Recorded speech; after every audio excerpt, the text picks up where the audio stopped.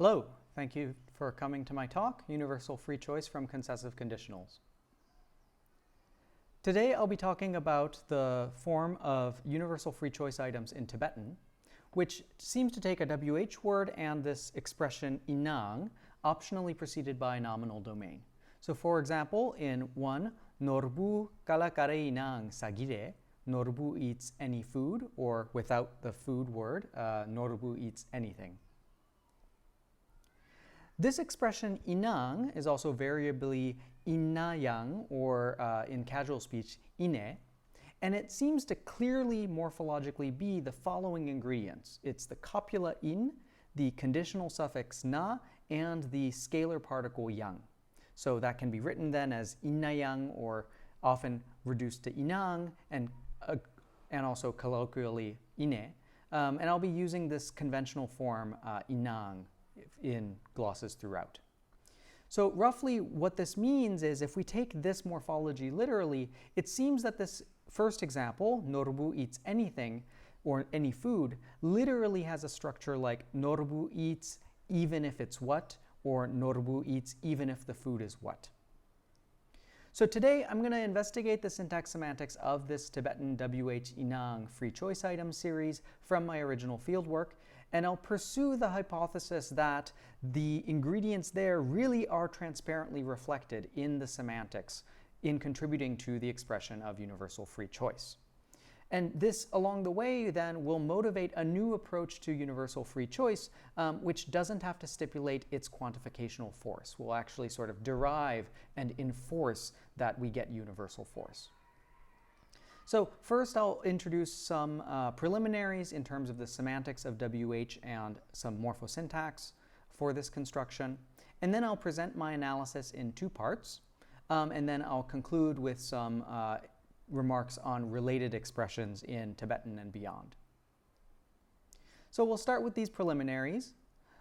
In the first section, I'll briefly discuss the use of WHs in Tibetan and their compositional semantics, and then I'll introduce some notes on the syntax of this expression. So first, I note that Tibetan is a WH and C2 language, so tukpola su lepsong, or lepsongye. This means who came to the party. That WH word, su, there, cannot be used as a straightforward bare WH indefinite. So there is no bare WH indefinite use in the language that might give us something like someone came to the party. However, like in many other languages, a WH word together with some other extra morphology can form some other kind of quantificational expressions. So for example, in my previous work with Hadas Kotek, we described the use of WH with the even particle yang as an NPI in Tibetan. So tukpola su yang lepmasong is grammatical as no one came to the party, but we need this negation.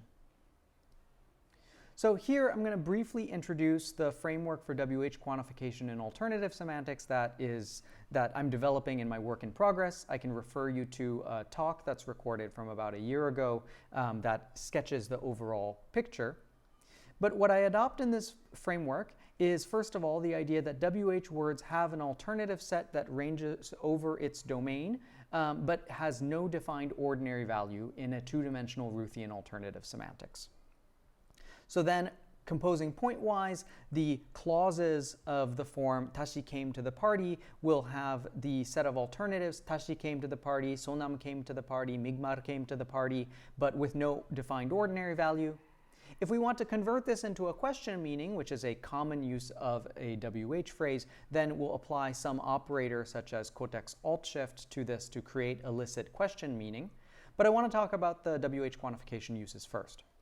So in particular, when we combine this with an even particle, or if we want to combine it with an even particle, we notice that even can't compose with this structure that we just built in 7 because scalar particles or focus particles generally need to make reference to the prejacent value, and there's no defined ordinary value here. To fix this problem, I propose a particular covert existential operator. There's a footnote in the handout about how this differs from previous Hamblin accounts, such as in Kratzer and Shimoyama's. My existential operator is defined as in 9, so it creates this disjunction over those atomic alternatives as the new ordinary value, and it leaves the alternative set alone. So we retain those atomic domain alternatives. As just a sketch of what this is able to do, let me show you how we explain the NPI distribution for the WH even NPIs. So schematically, the LF for that sentence I showed you before is going to have who came to the party, and then this covert existential operator under negation, and then even actually scoping at the propositional level above that. Now, if we interpret this structure as is, using the ingredients that I just presented, even will introduce a scalar inference. Its presupposition will be that the proposition that no one came to the party is less likely than that Tashi didn't come to the party, or that no one came to the party is less likely than that Sonam came to the party, Sonam didn't come to the party, etc. And this is going to be a naturally satisfiable, in fact, trivial presupposition, which will allow for the use of this expression as no one came to the party. In contrast, if we try to compute this structure without the negation, so even applies directly to node 2 in the LF in 10, then we end up with the scalar inference or presupposition that someone came to the party is less likely than that Tashi came, and that someone came to the party is less likely than that Sonam came to the party, etc. And this is systematically impossible to satisfy, and therefore would lead to infelicity of the sentence without that licensing negation. So generally then what we see is that we use the Lahiri logic for the use of the scalar particle even associating with an indefinite to enforce polarity sensitivity, but we do this without with a WH which does not have a bare indefinite reading. So I'll refer you to, again, this work in progress of mine and my previous talk for further discussion of this framework and some other features it has. Now I want to give you some syntactic preliminaries about this structure. So again, taking the morphology of the free choice item in Tibetan at face value, it looks like it has a copula, conditional, and even. It looks then like this expression is a kind of copular conditional clause with an even on it, and this raises a couple questions. So one is, what exactly is the content of that copular clause? And second of all, how do we interpret this when it's in argument position, which we'll see happens? So at first glance, it's tempting to describe this WH free choice item as just taking a single WH phrase, a potentially complex WH phrase, with this expression inang. But that doesn't seem to be the case. One reason for thinking this is that we've seen combinations of a nominal with some WH word, but it turns out those WH words are always simplex WH words. In particular, you can't use the which phrase, gagi, here. So these expressions are just ungrammatical. So instead, I propose that the structure of the copular clause actually has two parts. So it is actually a copular clause with two parts. The nominal, overt nominal, if present, is the first argument of the copula, which I take to be a specificational copular clause. And the simplex WH is its second argument. So what that means is that these expressions, here are a couple free choice items here in 21, in 12, these expressions such as any of the food in 12a literally has the structure even if the food is what. So we have food as one argument and what as the second argument of the copula. Or in 12b, so child is the first argument of the copula and who is the second argument of the copula. The second part of the syntactic preliminaries has to do with this, this overall structure. So again, the morphology, if it is correct, tells us that this is a kind of copular conditional clause with a scalar particle on it. But this whole Wh-yin-na'ang complex can be in an argument position. In fact, I think they generally are. This is particularly clear when that whole expression then hosts a case postposition or case particle, such as the dative case in 13. So 13 is Pema talks to anyone or any child. Pema chukusu inang la kecha segire. So here we see that the su inang, the anyone, takes the dative particle la. So it really seems to be in a nominal position. So this is a kind of puzzle. So an idea here is that Wh-yin.na'ang is a clausal structure in an argument position which describes that argument. In other words, in vague terms, broadly speaking, this is a kind of head internal relative or an amalgam structure. An amalgam referring, for example, to examples like 14, John is going to, I think it's Chicago on Saturday. However, many previous approaches to head internal relatives and amalgams won't apply here, as they're designed to take clauses that are actually declarative rather than conditional clauses as their descriptions. So here I'm going to be adopting the Shimoyama 99 anaphora approach to head internal relatives in Japanese, the intuition being that the clausal description is interpreted as adjoined to the embedding clause at LF, with that surface position then instead interpreted as a pronoun described by that clause. So the intuition then is that in 15 we have the literal structure of this example. Pema talks to even if it's who, or even if the child is who. And at LF, we actually unpack this into the following structure, a structure of the form, even if it's who, she talks to them, or even if the child is who, she talks to them. And I'm using a certain co-indexation here. We'll unpack what that co-indexation is in a moment. So that's our preliminaries. So now let me present how we actually interpret this structure. So I'm going to stay with this example that Pema talks to any child, or Pema talks to anyone.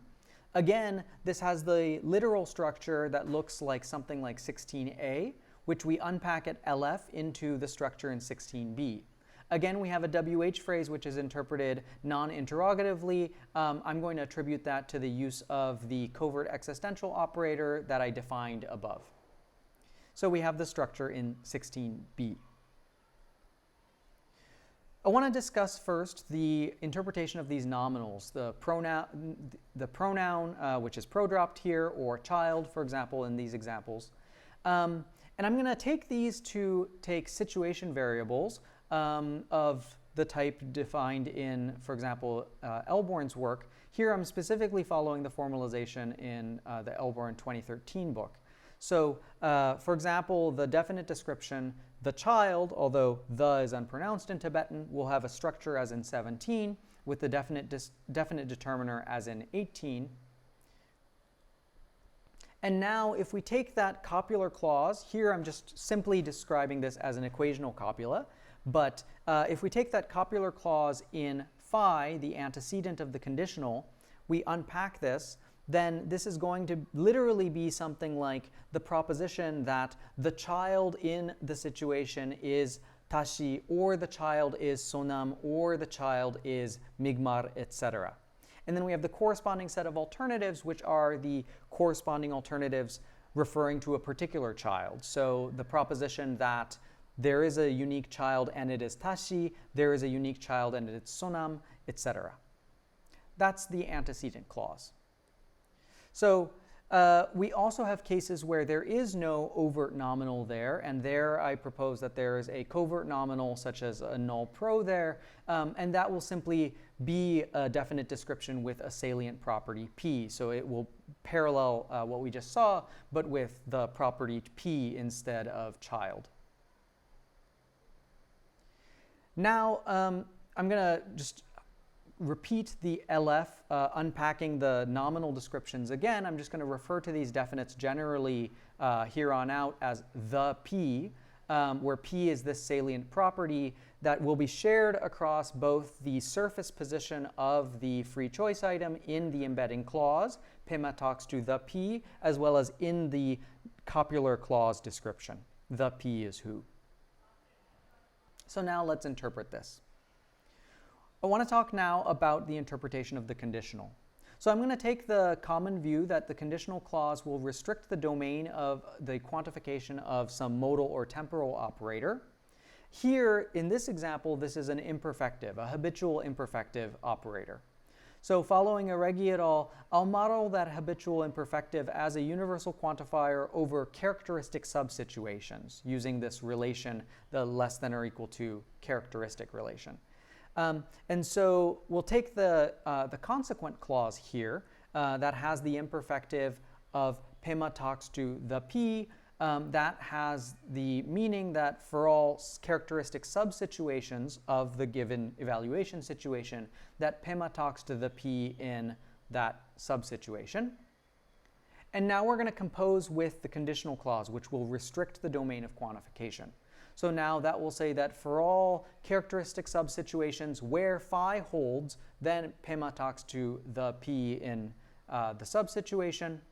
And again, unpacking that based on the interpretation of the antecedent clause that we had above, this means that for all characteristic subsituations where there is a unique individual, let's say child, where there is a unique child in the subsituation, and that unique child is tashi or is sonam or is migmar, etc., in all of those cases, Pema talks to that unique child, or whatever the property is.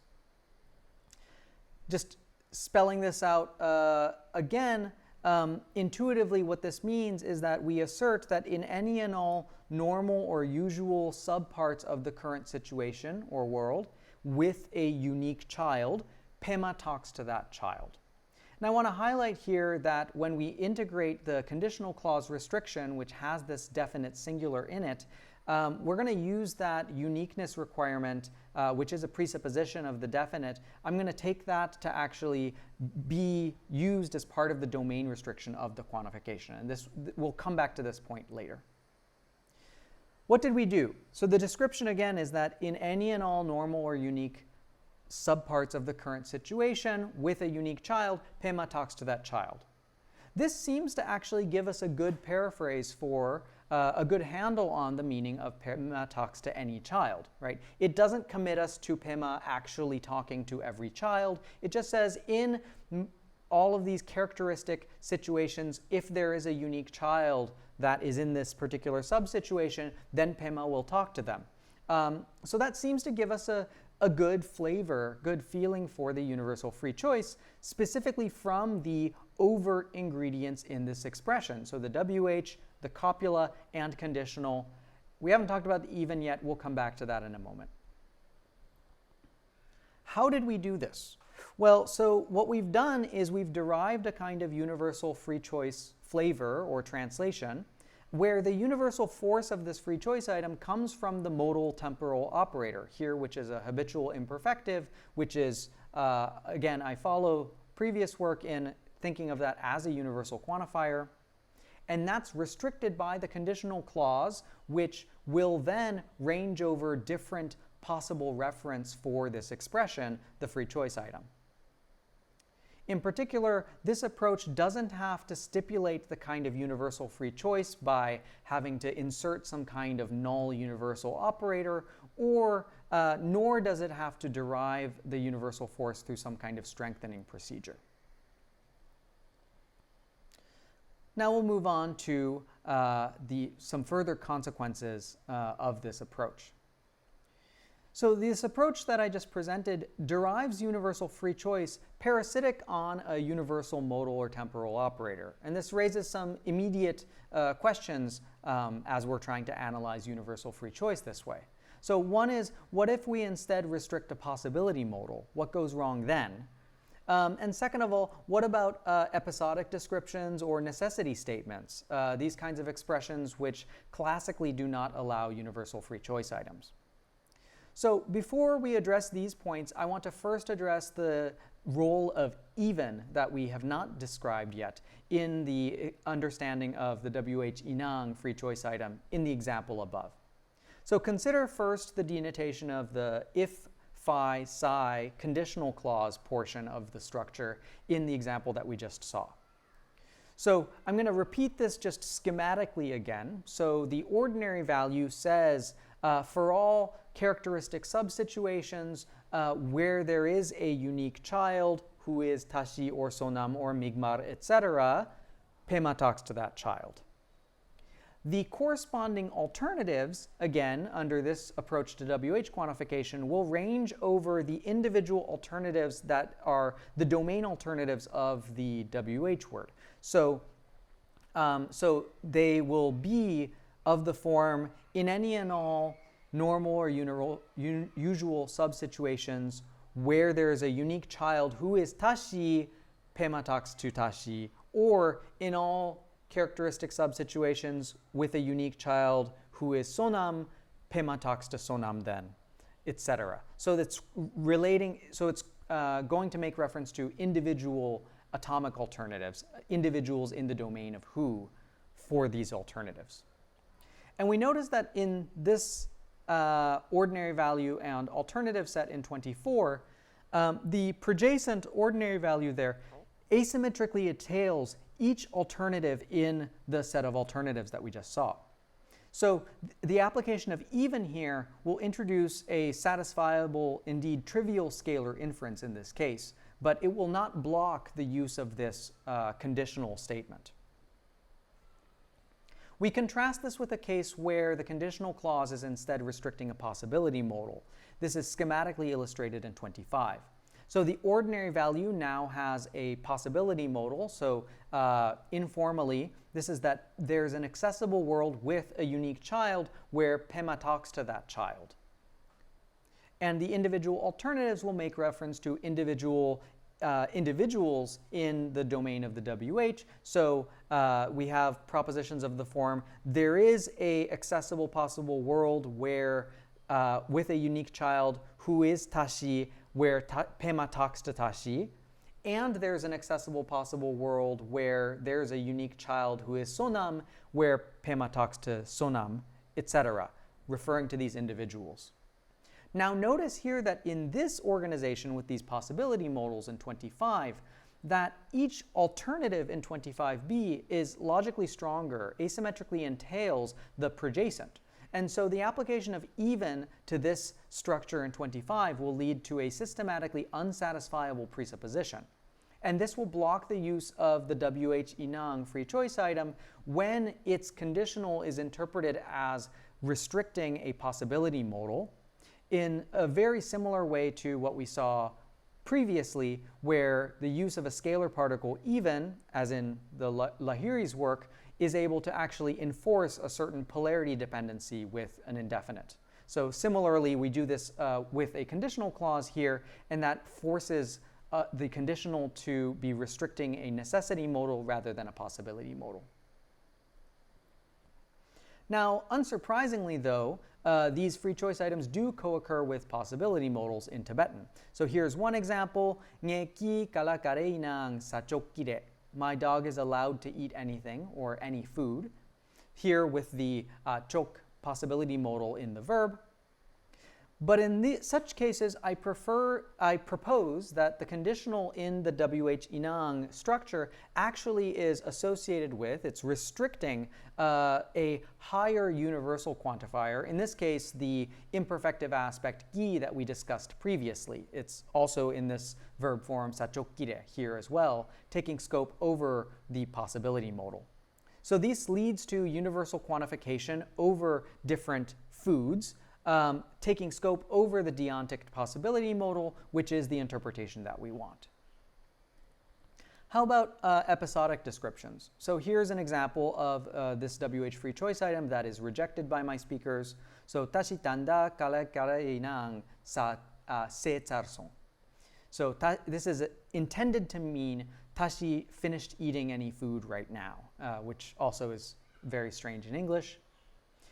Episodic descriptions like this claim the existence of some particular event. In this case, this is claiming the existence of the completion of eating in the past due to the auxiliary song, which marks it as past, but also in the halo of now, so in a very limited time window. So here there's no modal temporal operator which supplies universal force, and therefore different options for how we can integrate the conditional clause would not allow for the successful use of the scalar inference of even. And that explains how this is blocked in this episodic description. How about Wh-yin.na'ang in necessity statements? So as maybe unsurprising, the use of Wh-yin.na'ang free choice items is highly marked in necessity statements with, for example, a deontic necessity modal. So this is in 28, kerang men kareinang sagure. You must take any medicine, something like that. This is judged by my speakers as very strange. However, again, perhaps unsurprisingly, but interestingly, this is very much improved by somehow further restricting that nominal domain, changing medicine to mempa chepe men, so medicine given by a doctor. In this case, you must take any medicine that the doctor gives you, something like that. This is judged then as grammatical. So I don't have a fully worked out account for this contrast here, for both parts of it, why it's marked in the deontic necessity and why it improves with subtrigging. But here's a possibility that I'm exploring. The idea is that the deontic necessity modal here doesn't quantify over situations that are granular enough to allow restriction, its restriction, further restriction by the uniqueness presupposition of the definite in the conditional clause, as in the LF presented in 30. Right? So this is the LF that we presented following the same recipe we had previously, where the conditional clause is a specificational copula, the P is what, something like that, literally. Instead, I suggest that an alternative source exists in cases where you can't accommodate that kind of uniqueness and restrict the modal base that way, which is to use an indefinite specificational subject schematically of the form a P is what. A medicine is what. Now, we furthermore know that indefinite specificational subjects are often marked unless they have some kind of additional restriction, what Komorowski calls indirect contextual anchoring. So we see this in the contrast in 32 between a doctor is John and one person who might help you is Mary. So I tentatively suggest here that the effect of subtrigging that we observe may actually be a reflection of this more general anchoring requirement on specificational subjects, again taking very seriously the view that inside the universal free choice item in Tibetan, there really is a copular description. All right, so now I'll conclude. So today I investigated the syntax semantics of universal free choice items in Tibetan based on my own original description from fieldwork. And I'm trying to convince you that the semantics of these free choice items can be derived compositionally from its ingredients in a very transparent manner. That is a WH word, which is not an indefinite, not a bare WH indefinite in the language, with the copula, conditional, and even, taking exactly those ingredients. Along the way, we've developed a new approach to universal free choice that really takes the universal force to be parasitic on existing universal or necessity operator, modified using this conditional that ranges over different reference. And we have that universal flavor rather than some other possibility force enforced by the logical properties of the scalar particle even, which is again morphologically transparently apparent in this expression. We might wonder, so if this is really derived, if this is correct, that we take the independent conventional semantics for the WH, copula, conditional, and even off the shelf and can build a universal free choice item this way, well then we might imagine that, for example, related expressions using some different combinations of these ingredients will also have predictable functions in the language, and also for similar expressions to occur independently in genetically unrelated languages. And it turns out there seems to be support for this. So first of all, within Tibetan, this expression inang without the WH has two other uses. So first, it is the dictionary definition for the counter-expectational particle but or however, as in 33, tashi gegende inang changpo mindu. Tashi is a teacher, but he isn't smart. It's used as the conventional translation for but there. It also is a concessive scalar focus particle. So for example, here in a conditional clause, we're saying, don't worry, the test is easy. Tepchik inang lokna ikse targukire. If you read even at least one book, even just one book, you'll pass the exam, something like that, right? So this kind of concessive scalar flavor. And I have in my recent Nels paper to appear discussion and description of these uses and also an approach to their compositional semantics. Furthermore, similar constructions with the same or similar morphological ingredients and the same or similar range of uses are tested in a number of Dravidian languages by work by Rahul Balusu and also in Japanese. So the combination of copula conditional even, in-na'ang, in Tibetan has these uses that we've discussed here, but also similarly ad, ar, u in Kannada, and also similarly in other Dravidian languages. Rahul Balusu shows has these range of uses, but with some minor differences, for example, allowing an existential free choice item use. And also in Japanese, although slightly less transparent morphologically, synchronically, demo has this range of uses again as well with a slight twist. So these cross-constructional and also cross-linguistic patterns across unrelated languages further supports this overall decompositional approach, and again, the overall idea here, which is to really take the surface morphology seriously and let that guide our analysis of universal free choice. Thank you very much.